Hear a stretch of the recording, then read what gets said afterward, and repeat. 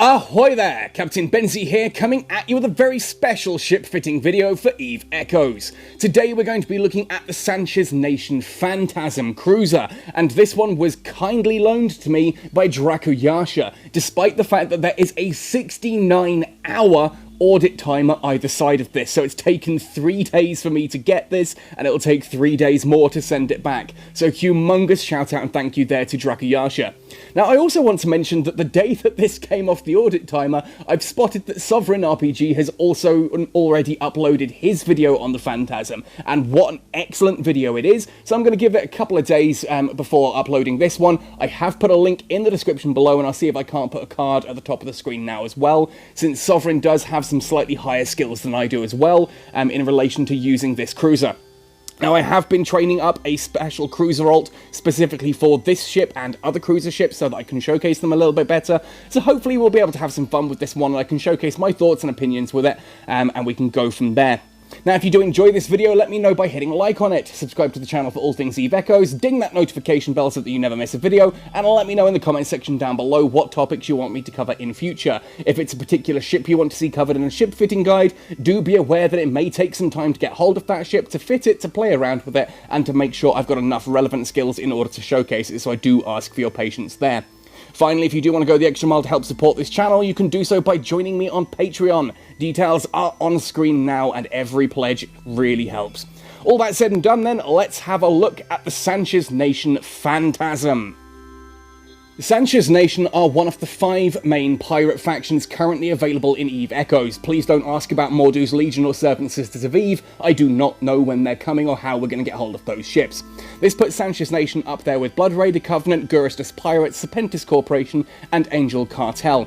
Sanchez Nation, like the Blood Raider Covenant, are found down in Amar space, so if you're doing Amar anomalies, you may find Sanchez anomalies there. And when you do Sanchez anomalies, especially once you're out in nullsec and lowsec and you can see tier 6 and higher, ultimately you will find eventually Sanchez Nation Dead Space. Now, a dead space anomaly is a very difficult anomaly along the lines of the Inquisitor and the Scout anomalies. It's got those acceleration gates that take you through, and as you increase through those, you will start finding things like the Succubus, the Phantasm, and indeed the Nightmare. They're ships that you'll go up against in those anomalies. If you destroy them, you will get Sanchez debris, which you can then use to reverse engineer blueprints, and trust me, the Phantasm is one expensive ship. Costs about 200 million just to turn the oven on, then you've got about 1.5 billion in materials to gather for it as well. This is not a cheap ship, and I know a lot of you guys have been asking me what my thoughts and opinions on this one are, so that's what we're going to have a look at here. Visually speaking, the Phantasm is absolutely terrifying. I love how organic and alien this thing looks, and it just looks vicious. If you get rammed by this thing, I think that spike on the front would take out half your ship's crew in one ramming attack. Just, brutal looking, vicious ship, and I absolutely love it. Anyway, let's look at its fittings and attributes. Now, looking at the fitting profile here, you can see that the Phantasm has 1 drone tube, which can launch small or medium drones. It's got 4 high slots, 3 mid slots, 5 low slots, and then 3 of each of the power grid and mechanical rigs. Defensively speaking, the Phantasm is also astonishingly tanky for a cruiser of its size, 20,346, of which 6,666 alone is in the shields. Armour is only 5,048 and structure is 4,966. So armour and structure are sitting at around the 5,000, whereas shield natively sits at over 6,500. Definitely a shield tank, and it's got some really cool tricks up its sleeve, as we'll see in just a moment in regards to that. Looking at the rest of the stats here, a signature radius of 83.3 isn't at all bad for a cruiser either. That is on the lower end of cruisers. That's not actually much bigger than some destroyers, to be fair. And a flight velocity of 253 with a warp speed of 3.0 makes this one of the speedier of the cruiser line. And of course, that is something this ship does lean heavily into, as we'll see in a moment. Scan resolution 298 does mean we lock on at a decent enough pace. That's about average for a cruiser. It's not overly fast, but it's not overly slow either. Looking at the trait descriptions then, starting at the bottom and working up, the Phantasm gets a bonus for Advanced Cruiser Command per level of 25% increase to Afterburner Velocity. Yes, 25% increase to Afterburner Velocity bonus per level. That's 125% if you have that trained all the way to 5. Now, I've only got Advanced Cruiser Command currently trained to 4, so I'll be showcasing it based on that. but that's still a whopping 100% increase to the afterburner velocity, and you'll see what that can do on this ship later on. It also gives a 5% increase to shield. Now obviously that means, again, at full Advanced Cruiser Command 5, that is an additional 25% shield. I've got an additional 20% shield currently for the skills that I've got. That is the effective HP of your shields, which starts off at 6,666, so at Advanced Cruiser Command 5, you're getting an additional 25% of that 6,666 on top. Makes it remarkably tanky alone for that. Then, Advanced Medium Laser Operation gives an increase of 15% to medium laser damage. Obviously that's 75% fully trained, which is adding essentially another turret onto this thing. Turret and a bit actually. And a 7.5% increase to medium laser tracking speed, 37.5% increase to medium laser tracking speed. Just helps those to track faster moving ships that little bit better. Now, the one that's really confused me for so long until I sat down and had a chat with Sovereign. So again, a humongous shout out and thank you to Sovereign as well for answering a lot of questions in regards to the Phantasm. And I promise you, we had this conversation before his video went live, and I'm super stoked that he's done an absolutely amazing ship fitting video. That is a really cool video and well worth checking out as well. That roll bonus, maximum shield field module. Why on earth would a Phantasm or a Succubus or whatever want a shield field module? Because are you really flying this thing in big groups that you want to be able to protect each other and take all that tank? Well, yes and no, but even in solo play, it's been pointed out to me that, of course, when you have a shield field module active, not only does it increase your signature radius by 500%, which is a large increase, and makes this suddenly a very large signature radius ship, but it also increases your defenses by over 50%. That is a humongous increase to the defense, and makes this thing astonishingly tanky, as we'll have a look at in just a moment. Before we get into the fitting of this ship, again, I want to give a humongous shout out and thank you to Dracuyasha for bearing through 7 days worth of audit timers. 3.5 days to get this to me, 3.5 days to have it sent back, plus a little bit of time in the middle for me to actually play around with this, fit it. Now, I am going to be sending this back with the full fit shown here, and there is some really cool gear, so that's a big thank you there to Dracuyasha. Looking at the top slots for this one, I've gone for 4 Centum C-Type medium pulse lasers. I actually managed to find 11 of these on the market for less than 5 million a piece, which is dirt cheap when it comes to Dead Space level gear.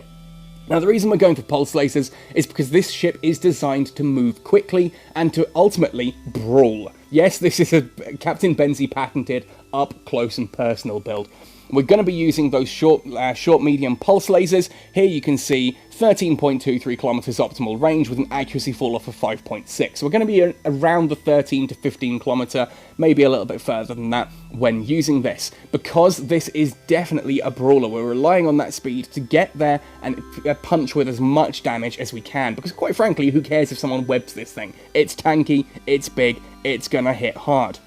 In the mid-slots then, we've gone for an interruptive stasis webifier just to help slow down any fast-moving frigates or drones or things like that that need to be swatted down like the bothersome flies they are. We can activate an interruptive stasis webifier on them and do our damage there.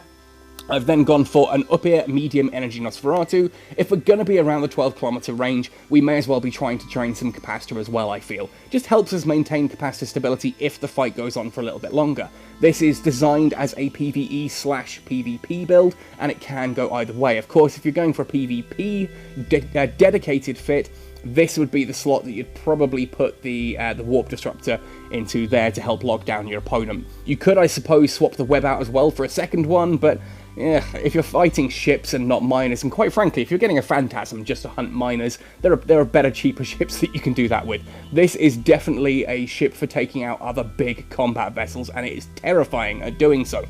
The third and final of the mid-slots here then is a Crucible Small Shield Field module, and this is where we're going to have a look at those stats. We don't really care about how big this is and how it works as a shield field module. What we care about is that shield resistance when activated of 52% increase. That's huge. That makes this astonishingly tanky, and I know I keep saying that because this ship blew my mind when I fit it like this and actually took it out and activated everything, as I will showcase in just a moment. Shield resistance when activated goes right the way up. Yes, it does use fuel, so you are going to need to start carrying some fuel with you. I go for plasmids just because they seem to be good on the amount of space in your cargo hold they take up compared to the amount of energy they actually give. It's a good balance between space and fuel amount, fuel gigajoules, fuel output, whatever you want to call it. Now, of course, you can go for the other fuel types as well. They are a lot cheaper, but to me, the plasmids are the better one to go for personally. A drone marks that final slot here. I've only got a Mark V infiltrator in here, simply because this clone, the guy who's using these cruisers, is only currently tech level 6. We are training up as quickly as we can, but these things take time. So a Mark V infiltrator fits out in that mid slot there. I've just gone for an infiltrator just because if I'm using lasers at the moment, it felt right to use a laser drone as well. But obviously any drone will work there. Whether you go for something like a Hobgoblin, or you can see I've actually fit some in here as well, a Valkyrie and a Hammerhead. Those are obviously useful. The Valkyrie is great for explosive damage, and the Hammerhead I think is thermal. Yes, thermal for the Hammerhead. I don't use Hammerheads all that often, mainly because being in Minmatar space, I get a lot of the explosive ones, and I tend to use the Acolytes and Infiltrators just to get the laser damage against shield tanks. Now, the low slots are where things get interesting. Obviously, a medium afterburner goes into here. We have to have an afterburner because, heck, the ship gets that massive afterburner velocity bonus. It would be a crying shame not to use it. So a Republic fleet medium afterburner. The better afterburner you have, the better. Simply because, yeah, okay, you only get a small increase in the flight velocity adjustment from increasing your afterburner itself. Like, what's the difference between a 270 and a 290? Not that much until you're then increasing that bonus by an additional 125%. Suddenly that gap is 125% bigger than it looks. Well worth going for the best medium afterburner you can fit. Now, for tanking side of things, obviously we're going to have the shield field module active. We're going to increase the resistance then with 2 POSE adaptive invulnerability fields. Now, this doesn't add a stacking 31.89. Obviously, there is a penalty for having 2 of these fit. The second one does not give as much shield damage resistance as having one fit on its own does. But obviously 2 is still better than 1, even if the second one isn't as good as the first one. You're getting a lower amount of resistance due to how it stacks. Check out my video on tanking to explain how that works in full detail there. And then finally, for the tanking side of things, a Republic fleet large shield booster fills that power grid there nicely. You can see I've even still got space on this ship here. This just means that any damage I do happen to take, I can wait until my shields get nice and low, and then I can rep a Republic Fleet large shield booster a couple of times to get that all the way back up. This is a mad amount of shield boost, 711 per activation, and that activation time, thanks to my skill, is 7.36 seconds. Obviously, shield boosters as well, they do that shield boost immediately when you activate it. So as you reach the amount, as you're 711 damage down your shields, activate this for 1 cycle and top yourself back up. Nice and easy. You don't leave this running at all times, you just top it when you need it. Then the last slot, because we had 1 slot left, I've gone for a basic heatsink. Simply put, that's an extra 5% DPS just for having it fitted, and of course we then have the option to activate that for additional damage and just heats things up a little bit more. Looking in the rig section, we've gone for 2 laser burst aerators and 1 laser collision accelerator. Again, the better way for DPS is 1 collision, 2 burst. That does work out as the highest DPS you can go for. Now, it was pointed out to me that obviously here, if damage isn't something you think is overly important, you can use one of those slots to perhaps plug that electromagnetic hole and increase your resistance. So the EM screen, the one that gives you 30-35% EM resistance, could be fit into here to make this ship even more tanky, and you could then lose the collision accelerator for additional thermal resistance as well, and make this thing nigh on unstoppable. I like to go for a bit of balance between DPS and and survivability, but again, it is entirely up to you. And Sovereign showcases in his video how he is able to do tier 10 anomalies using this thing, thanks to adding those resists on.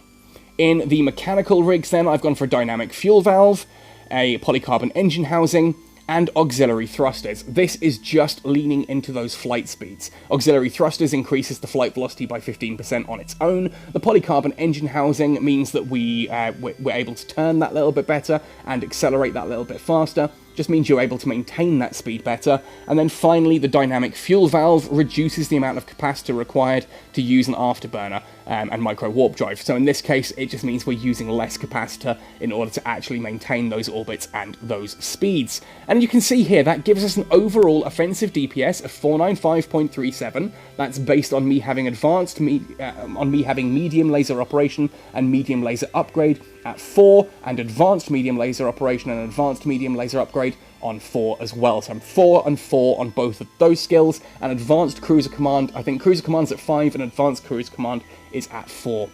Just to give you an idea of what we're looking at here.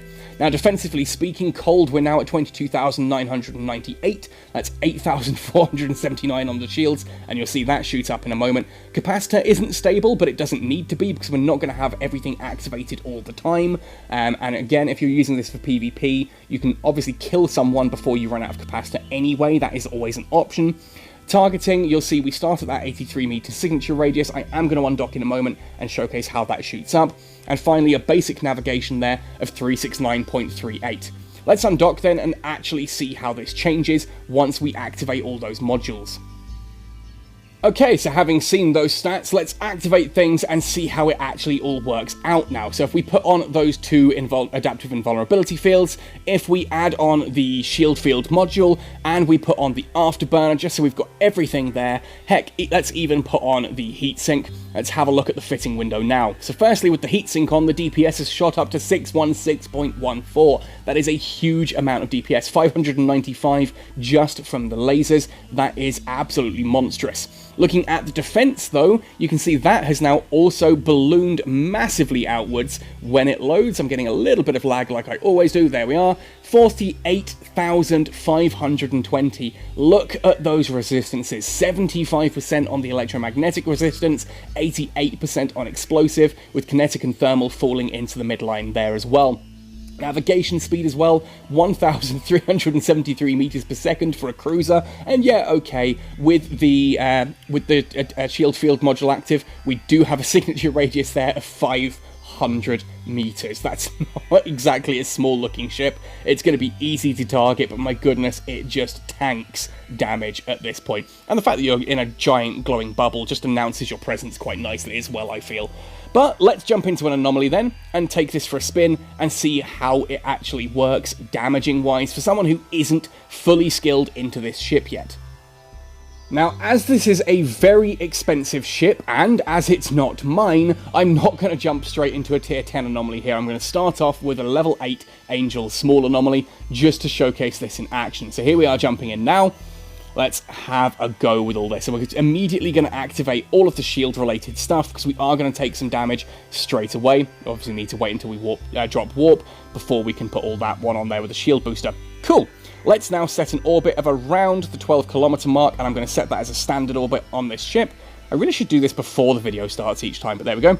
And we're going to orbit with the micro warp drive, with the afterburner on there, going after that Gisty Slash. And you can see damage. What damage? I'm not taking any damage at all at the moment. 2%. 2% from battle cruisers. That's just absolutely insane. Drop the drone out as well. Send the drone after that Gisty Slasher, and see how the turrets can do on that one as well. I am going to zoom the camera out just a little bit on this one, so that I can see what's going on. We're close enough to use the Weber Fire, but the target's already dead. Let's go onto this Slasher as well then. There goes my drone. Whee! Go, go, little drone. Go, go, little drone. There we are. And obviously down goes that Slasher. Tornado next. Let's orbit that. And it's just like, oh look, I've got a large shield booster, but I don't need to use it yet. I'm not even close enough really to use the Nosferatu, but obviously having a Nosferatu running doesn't cost any capacitor. It's only ever a possible gain. So as we get closer, there we are. Okay, we're coming into range of that tornado now, so let's activate the heatsink as well. And oh my goodness, the damage that that's kicking out. For someone who normally flies frigates, this is just hilarious. The damage there is just like, oh wow. Wow, that's a lot faster and a lot more damaging than I could normally put out myself, but there we go. Gisty Tornado going down at a terrifying speed, and that's on armor with me using lasers and an electromagnetic drone. So you can imagine what that's like if I'd swapped out to something like an explosive drone, or indeed the thermal. But there we go. Oh, there's an asteroid in the way. Get out of the way, asteroid! You're ruining the video. But I want to be in this too.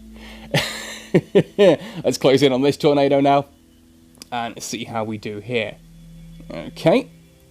13 kilometers. The great thing as well about this is that this is not a slow ship. You know, most cruisers you're moving maybe 300, 400 meters per second, which makes looting at the end of the anomaly an absolute chore. Here, not the case. You're able to move around as quickly as a frigate or a destroyer would. A little bit of lag and hitching there. Typical. Can't wait for my new phone to arrive so I can do all this properly. But, there we go. Yeah, you can move around and loot things actually fairly comfortably. You're moving at destroyer and frigate speed, which, as I've said before, I don't like ships larger than destroyers. There are a couple of cruisers that I would concede that for. The Phantasm is one of those cruisers. It's fast enough that I'm happy to actually use this thing. And of course then there is the Hurricane as well. As you guys all know, I love my Hurricane. It's the only ship larger than a cruiser that I would ever actually seriously contemplate flying. And yes, that includes things like the Nightmare. That includes things like the Macariel as well. Excellent ships though they are. They're just not my style and not something I'm overly interested in. Now, see, I will take a bit more damage here at this point. Let's send in the drone on that slasher. Let's activate one rep of the large shield booster. Takes us up by about 4% on its own, so we can take a few hits up there. As we take that all the way back up to 100% on the shields. Obviously, we don't need to take it to 100%, but I just fancy doing so. Let's get that slasher slowed down with the Stasis Webifier. There we are, and I'm now going to turn off that shield booster because 97% is enough, and 34% capacitor. Obviously, I'm getting closer to the 25% capacitor limit. That means we are going to actually start taking some, it'll start recharging at a faster rate. Always, always useful. And there we go, down that goes, onto the tornado next. We are going to activate the stabilizer, sorry, the heat sink there. Push through that tornado quickly. Again, quite happy just pulling these ships apart with those lasers. Now, I know a lot of you really want to see PvP sort of related stuff to this. As I said, this is not my ship, and it is like 2.5 billion ISK worth of ship. The last thing I'm going to do at this point is take that out into a player versus player combat environment where I cannot control what's going on. I could be jumped at any second and lose this ship. That's a very expensive ship to lose, and I don't want to do that to poor old Drakayasha, who has trusted me to fly this one. Maybe one day I'll get one of these of my own, and then I'll be able to be a little bit more ruthless and reckless with it, take it out and do a little bit more combat. Until then, however, we are going to showcase this in PvE, and you can see how amazingly simple this makes doing like tier 8 anomalies. As I said, Sovereign's video, he does talk about doing up to tier 10, and quite frankly, seeing this in action now, I don't disbelieve him. I do not disbelieve him at all. This definitely seems like the kind of ship that is more than capable of punching at those high-level anomalies. And I'd love to see this in something like an Inquisitor or a Scout. I'd love to see how it does in a dead space, actually. That could be interesting. But again, I'm not going to do that personally. Drakayasha, stop panicking. I'm not about to take your Phantasm out into a dead space on my own. That would be suicide with my skills and abilities here. But there we have it. You can see clearly I'm taking this anomaly down. No questions asked, no problem at all. Is the Phantasm worth it? Yes, 100%. I believe this is one of the better of the faction cruisers. Phantasm has always been a terrifying ship, both for PvP and PvE, and actually getting to use it myself and showcase it in action here in EVE Echoes is an absolute honour, and I cannot wait until eventually I'm able to get one of these of my own. And I will have so much fun blowing up ships much bigger than me, and much smaller than me as well, with a super powerful laser spiky alien ship. I love it. Anyway, folks, that does wrap up my thoughts and opinions here in regards to the Phantasm. Obviously, if this is a ship that you're looking forward to, let me know your thoughts and opinions in the comment section below. Is it a ship that you yourself have already got and are using, and what do you think of it? Are you using one of the other faction cruisers? Is there a ship that you think is better than this, or a ship that you think is worth, using much more than this one is? Let me know all that and more in the comment section below. Otherwise, folks, thanks for watching right the way to the end, happy sailing, and see you in New Eden.